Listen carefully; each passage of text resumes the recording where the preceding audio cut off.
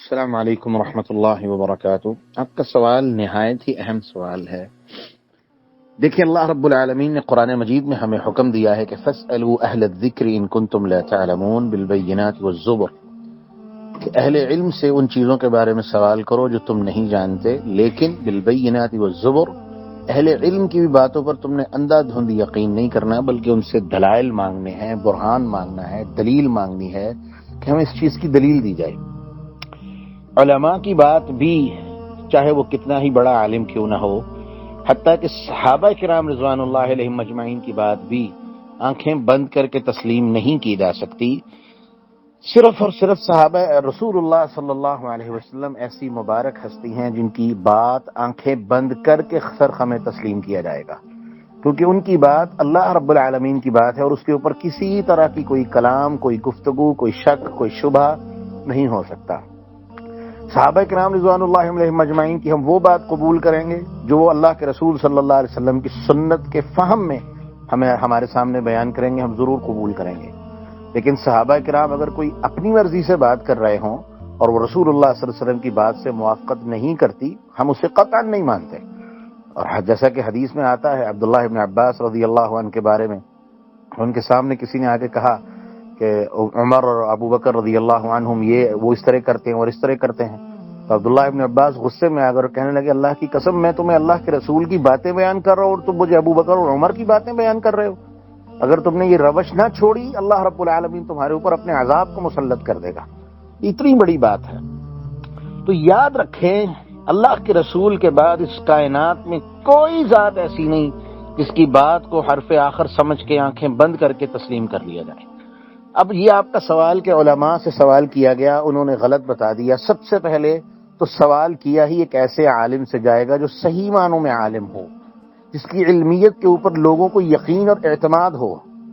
اب ایسے مولوی جو اسلام کے نام پہ اور دین کے نام پہ دھبا بن چکے ہیں، ایسے لوگوں سے جب آپ جا کے دین کے بارے میں سوال کریں گے تو وہ یقیناً آپ کو خیر کی بات نہیں بتائیں گے، بلکہ وہ خود چکے گمراہ ہیں اور وہ خود بھی آپ کو گمراہی والی باتیں بتائیں گے۔ اور رسول اللہ صلی اللہ علیہ وسلم نے فرمایا کہ مجھے اپنی امت کے بارے میں سب سے زیادہ ڈر ایسے لوگوں کے بارے میں ہے جو علماء کی شکل میں کالی بھیڑیں ہوں گی، اور وہ اتنے خطرناک لوگ ہوں گے کہ دعات فی ابواب نار جہنم، کہ وہ دین کی طرف تو بلانے والے ہوں گے لیکن حقیقت کیا ہوگی کہ وہ لوگوں کو جہنم کی طرف بلا رہے ہوں گے۔ انا للہ و انا الیہ راجعون۔ تو یاد رکھیں،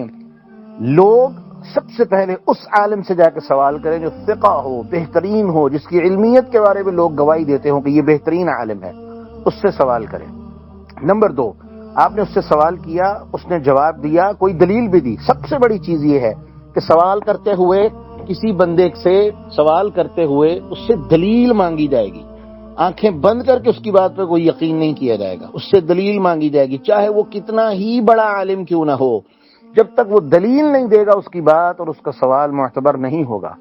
اس سے دلیل مانگی جائے گی۔ ہاں، وہ اگر آپ کو دلیل دیتا ہے اور وہ دلیل بہترین دلیل ہے، صحیح دلیل ہے، کوئی غلط دلیل نہیں، کیونکہ آج کل ایسے لوگ بھی پیدا ہو چکے ہیں جو غلط قسم کی اپنے پاس سے دلیلیں اور منطقی اور فلسفی باتیں کر کے ان کو دلیل بنا لیتے ہیں۔ ایسے لوگوں سے اللہ محفوظ فرمائے۔ جو صحیح دلیل دینے والا ہو، صحیح دلیل دے اور اس کی دلیل کتاب و سنت میں سے ہو، وہ اللہ کے رسول کی حدیث بیان کرے، قرآن کی کوئی آیت بیان کرے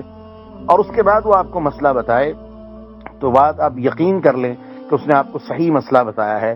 لیکن اگر وہ اس کے بعد بھی آپ کو کوئی دھوکہ دے رہا ہے اور آپ اس کے اوپر عمل کر رہے ہیں، تو آپ اللہ کے ہاں جواب دہ نہیں ہوں گے، کیونکہ آپ نے دلیل بھی مانگ لی، آپ نے اس کی علمیت پہ بھی یقین کیا، اس نے آپ کو دھوکہ دیا، اب وہ اللہ کے ہاں اس عمل کا وہ خود جواب دہ ہوگا، آپ اللہ کے ہاں جواب دہ نہیں ہوں گے۔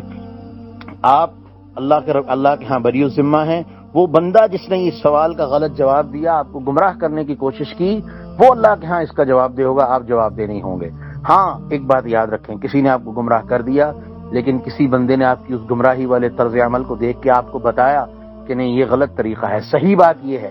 تو پھر آپ کا حق بنتا ہے کہ صحیح بات کو قبول کر کے غلط سے فوراً توبہ کر لیں، اس سے ہٹ جائیں، ندامت اختیار کریں۔ یہ عمل آپ کا نہ صرف کہ توبہ بھی ہوگا بلکہ صحیح رستے کے اوپر چلنا اللہ رب العالمین آپ کے لیے آسانیوں کے معاملے فرما دے گا، اور یہ ایک ایسی آسانی ہوگی جس کے بارے میں اللہ نے قرآن میں کہا کہ الا من تاب وآمن وعمل عملا صالحا فاولئک یبدل اللہ سیئاتہم حسنات، کہ جب تک آپ غلط رستے پہ تھے، آپ اس کو صحیح سمجھ کے چل رہے تھے، جب اللہ نے آپ کو صحیح رستے کی وضاحت فرما دی، کسی بندے نے آپ کے سامنے صحیح رستے کو واضح کر دیا تو آپ نے توبہ کر لی، اس رستے کو چھوڑ دیا، صحیح رستے کو اپنا لیا، تو آپ کی اس پوری زندگی کے عمل کو بھی اللہ رب العالمین اپنی رحمت سے، وہ چاہے گناہ والی زندگی تھی لیکن اللہ اپنی رحمت سے اس گناہ والی زندگی کو بھی نیکیوں میں بدل کے آپ کے نامہ اعمال میں شامل کر دے گا۔ تو اللہ سے دعا ہے اللہ ہمیں سمجھنے اور عمل کرنے کی توفیق عطا فرمائے۔